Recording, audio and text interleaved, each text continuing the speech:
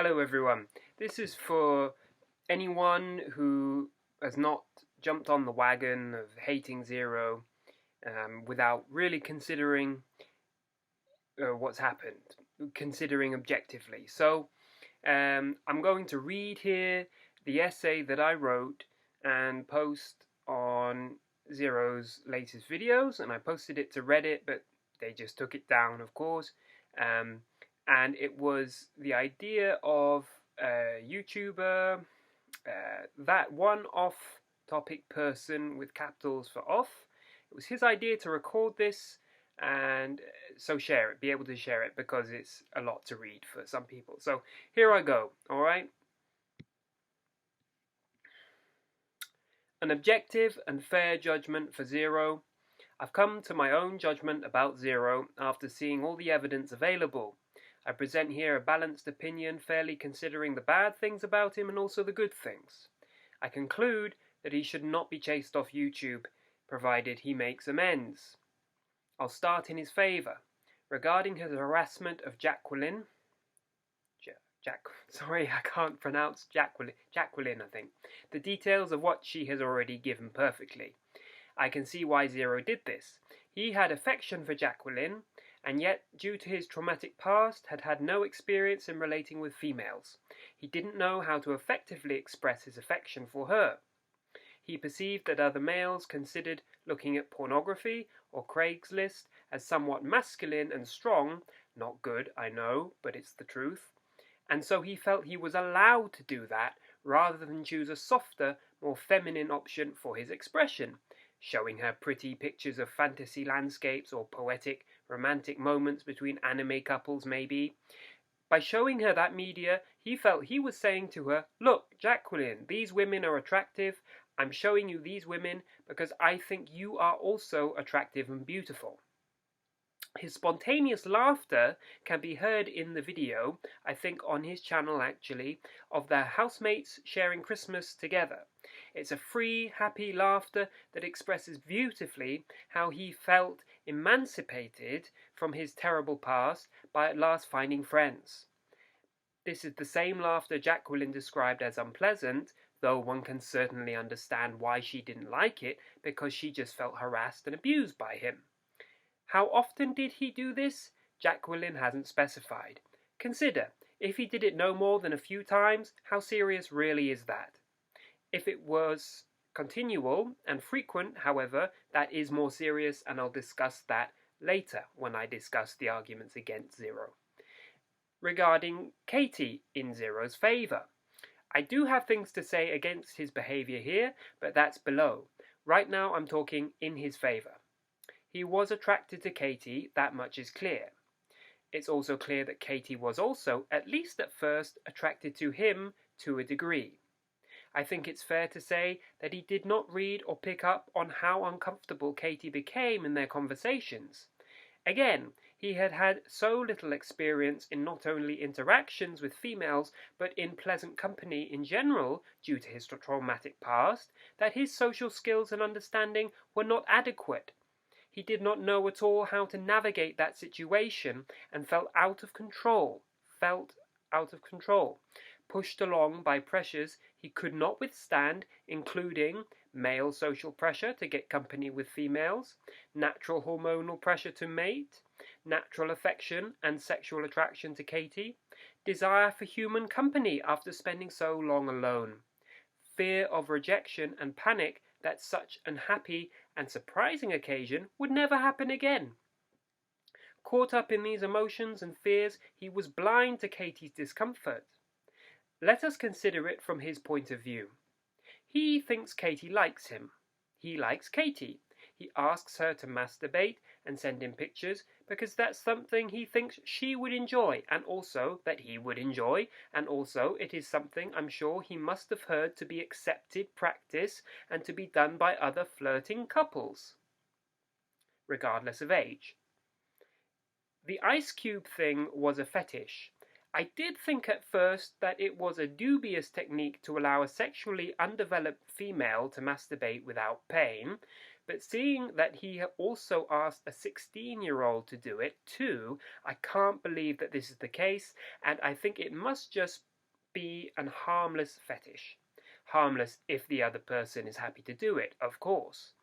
Women are often sexually developed by the young age of 14, and even younger in some cases. This is common knowledge. The reason a teenager is different to a child is because they are passing through puberty. At some point during puberty, a person develops complete working sexual capacity and is able to reproduce normally and comfortably. This is even before they stop behaving like a teenager, and they will still not behave like an adult until some years past this point, and it may also be before they have even reached their full height and grown fully in their bodies. I'll just read that last section again because I didn't get the emphasis right.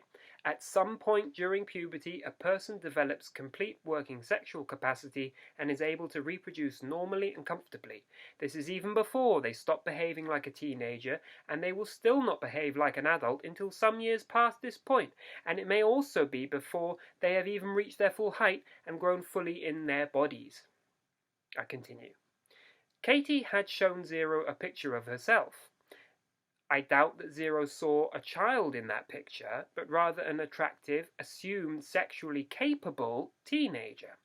I don't think ZeRo has a fetish for sexually abusing prepubescent children. Every male remembers passing through grade school, as you call it in America, secondary school here, and thinking himself surrounded by attractive, sexually primed girls from an early age, from himself being from an early age, often from about 13 or 14. I know that girls of 14s do often all over the Western world have consensual sex with much older boyfriends. Such is life. I remember from school this happened all the time. I was aware of this as a young teen, and it drove my hormonal teenage self crazy.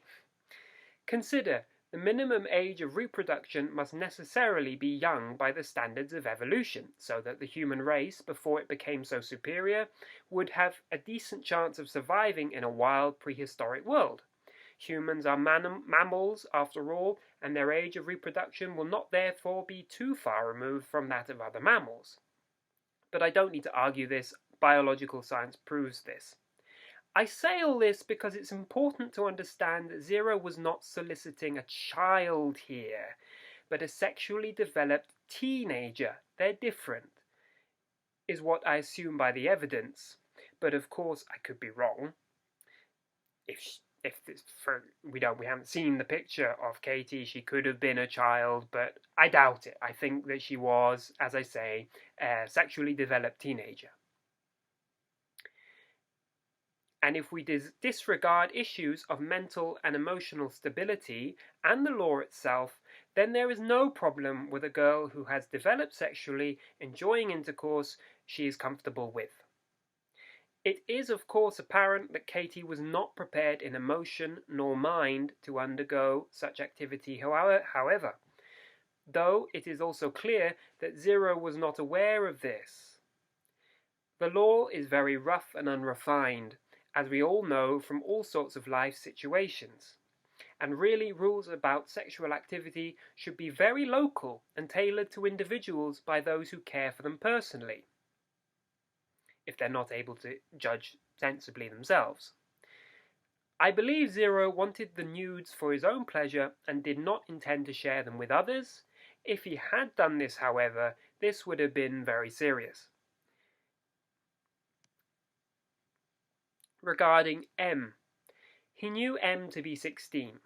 If you consider and accept what I've said about teenagers above, then you will not think anything wrong at all with a couple ages 20 and 16 who are happy together and consensually sexually active in trading sexually explicit nudes. It seems that the case with M was very similar to the case with Katie, and I argue in ZeRo's favour regarding M with the same argument I gave regarding Katie. Of course, I have an argument against ZeRo's behaviour with both M and Katie, which I will present further below.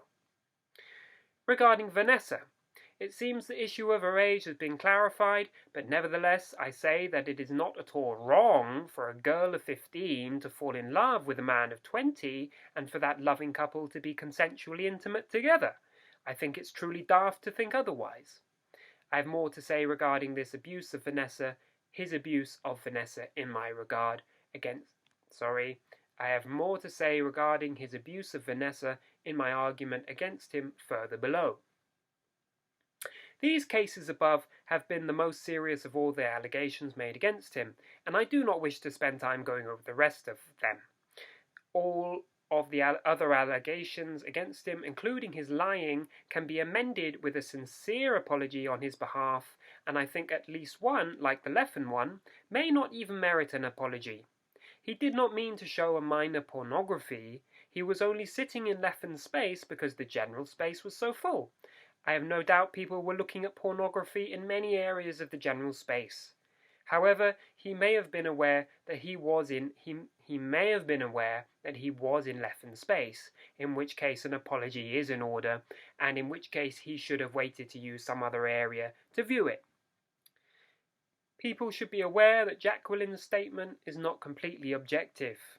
It is well written, to a certain degree, and carefully compiled, which serves to strengthen her arguments and to influence a reader. But there is a lot of emotive language in there also. I feel that Jacqueline used the opportunity in this statement against ZeRo to vent her frustration due to her abuse at the hands of her other abuser. I feel that most of her strong negative feeling evident throughout the statement has been produced by the abuse she suffered by this other man and is not warranted against ZeRo. And so I don't think she is entirely fair against ZeRo. For example, she stated that she thinks he deserves death for his actions. Surely he does not deserve death. Regarding his lying to cover up himself and to damage control, M was understandably very hurt by this. We must consider how much he has hurt another by lying so. But we must also consider how afraid ZeRo is right now. Consider his stories of the immigration service in his videos. Consider his traumatic past and his fear of being deported and so returning to what he believes would be hell.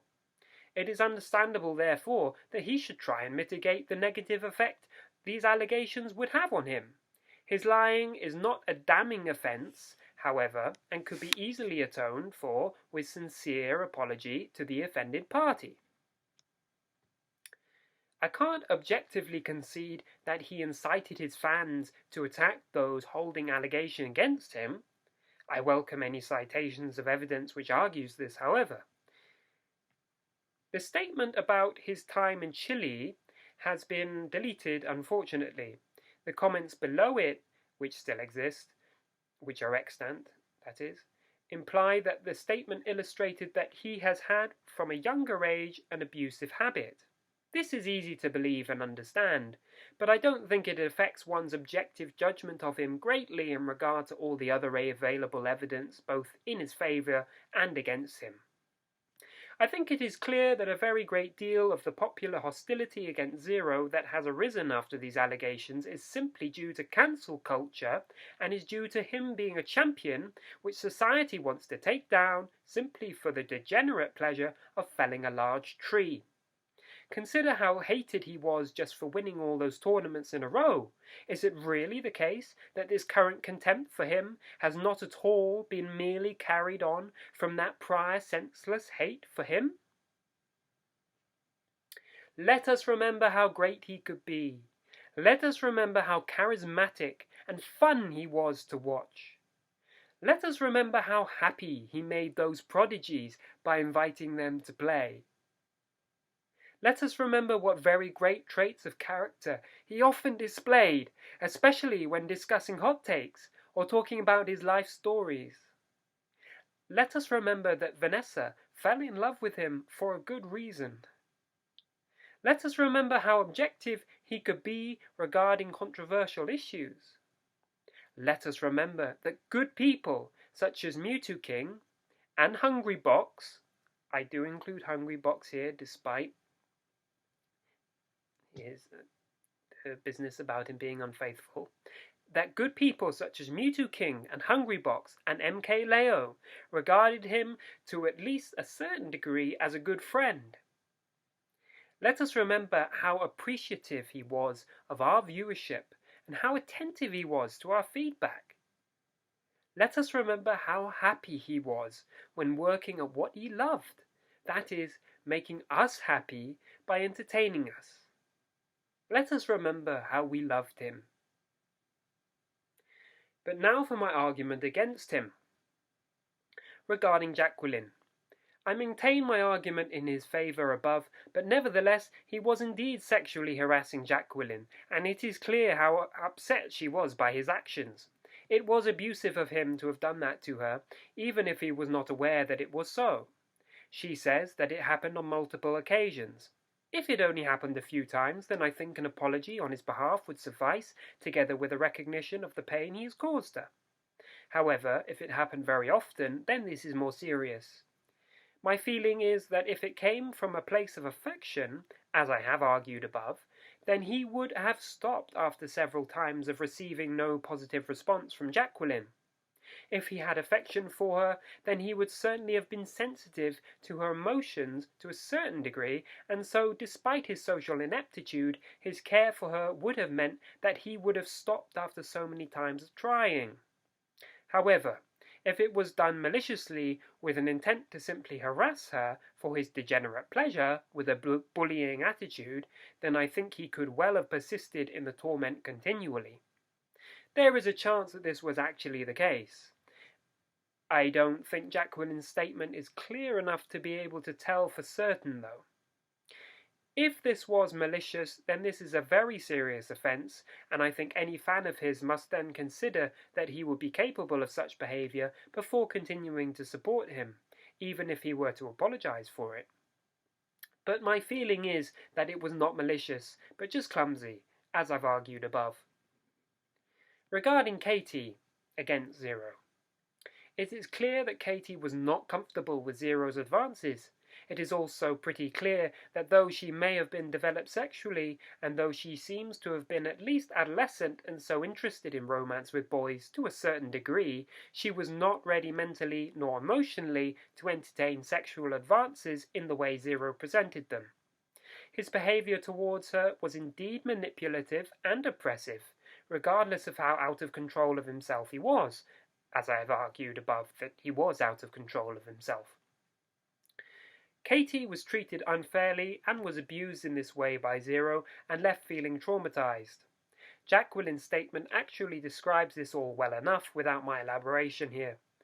I think an honest apology on his behalf is required, but I think that such an apology would recompense and atone. I think the correct judgment of his behaviour regarding Katie is to accept how I've described it in my argument in his favour, while also accepting that his behaviour nevertheless was objectively and unfortunately abusive. I think that with such a view, and with a sincere apology on his behalf, one can forgive ZeRo and continue to support him as a fan. I propose the same argument regarding his behaviour with M. Regarding Vanessa against ZeRo, the implications that he has and continues the implications that he has done and continues to abuse Vanessa both physically and emotionally are serious. There is strong evidence to suggest that he has assaulted her at least once. Watching his videos with Vanessa before these allegations came forward, I myself was suspicious of his treatment of her.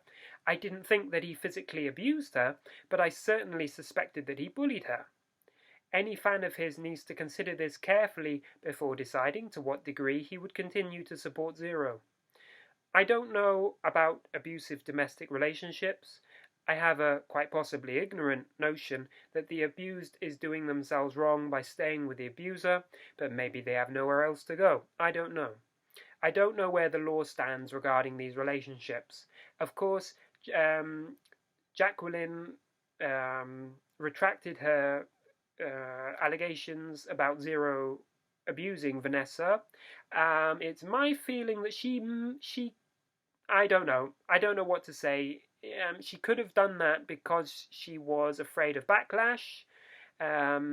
You know, she was very brave, Jacqueline, in the statement, but she could have been afraid, and so didn't want to go through with those allegations, as it's very personal between ZeRo and Vanessa. The allegations seemed pretty honest to me. It seemed sensible that he would actually behave that way. I can believe that. Perhaps we'll never know, but I'm happy to accept the allegations against him regarding Vanessa as true. He has clearly hurt M grievously by lying to her in his apology. That's something serious that needs to be considered. I had my own criticisms of ZeRo before these allegations came to light. I thought he was bullying in his behaviour towards Wolfie VGC in his videos which feature him, and I thought this highly unpleasant, and it served to distance me a little from him as a fan. I thought he was disrespectful and bullying in his behaviour towards Vanessa in some of his videos which include her. She was clearly not comfortable in that video with anime girls. This left me feeling similarly cold towards him as with Wolfie. I thought his video at the 7-Eleven during lockdown was irresponsible and disrespectful towards the millions of people affected by the virus. I didn't like his all the marbles joke, which usually did not assume the agreement of the other player, as it should do in order to work. I thought some of his behaviour when playing with his editors on one of his videos was disrespectful towards them and so predatory, as he was using them for a quick degenerate high at their expense, that is, making fun of them or whatever it was.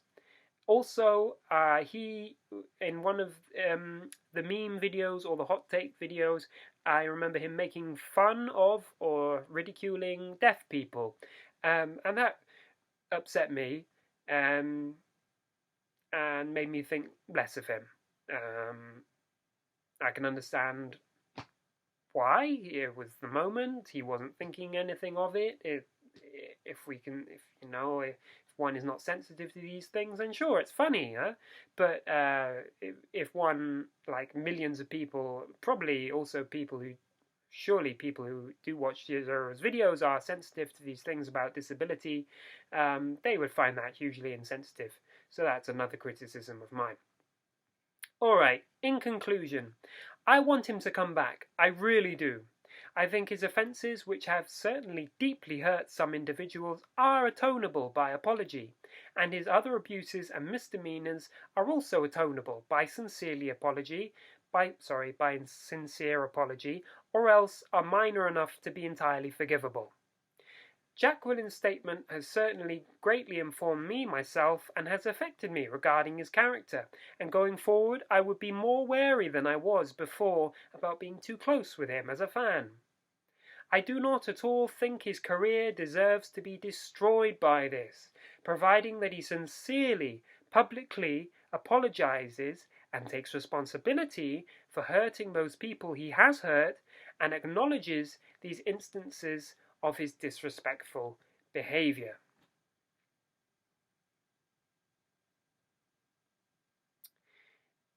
And I just add at the end there, yes, I judge that he may return so long as he apologizes as I described there, and also providing that those he has hurt accept as satisfactory his apology. It's not enough that he would apologize sincerely and that the offended parties don't accept it. Not good enough. No, we're not happy with that. They have to say, thank you, ZeRo, that means so much. It's fine. We're fine now. We're friends again. That needs to happen. If that happens, from my point of view, he can return. That's it. It's long, I know. I'll just read now the comment I made today, posted on his videos. I had a good thought. So I say, come on, ZeRo. Look at this. Look at this. Only 70,000 subscribers have left as of today. That's a mere 6.1% of your total subscribers. I think that the worst of the storm is over. Those who have yet to unsubscribe, who would, are those who have yet to see the news or have forgotten that they subscribe to you. I could be wrong, but I don't think they altogether will be as many as those who have already unsubscribed. How about that for good news ZeRo? Look at the essay I've been posting everywhere, an objective and fair judgment for ZeRo. It's on Twitter, it's on these latest videos of yours, it's this that I've just read here. I maintain that I wrote in that essay is just. Show it to any sponsors who doubt you to an unfair degree over this. Who do you need to please to continue your channel? Those subscribers who have remained, and your sponsors, and, in my opinion, those you have hurt. That's all. Big company sponsors, I dare say, are most concerned with profit. If they see that you still have a large viewership, I very much doubt they will pay heed to the unsubstantiated, wild hatred of the masses who really only hate you because of your success. I say unsubstantiated, yes. The hatred that I have seen for ZeRo is certainly unsubstantiated. I've just read you my judgment, so obviously I criticize him and all that I just said.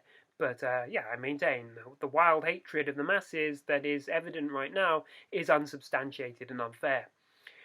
You need to follow the conclusion of the essay I wrote, in my opinion, to make things right, but otherwise I think there is hope, ZeRo. Consider, you still have over 1 million subscribers, maybe most of whom have seen the news. Let's see how that figure is in a month's time, but I think things are looking up. Come on, Gonzalez. Thank you if you've watched this all the way through and listened. It's really hard, I find, to listen to someone reading text that's dense text. The essay is, you can see it on all of the first 10 videos on ZeRo's channel, which still have comments enabled. Please share this if you agree with it. Please share it with whomever you can, and let's help ZeRo. Let's help him. Let's help him come to justice, because justice isn't being served.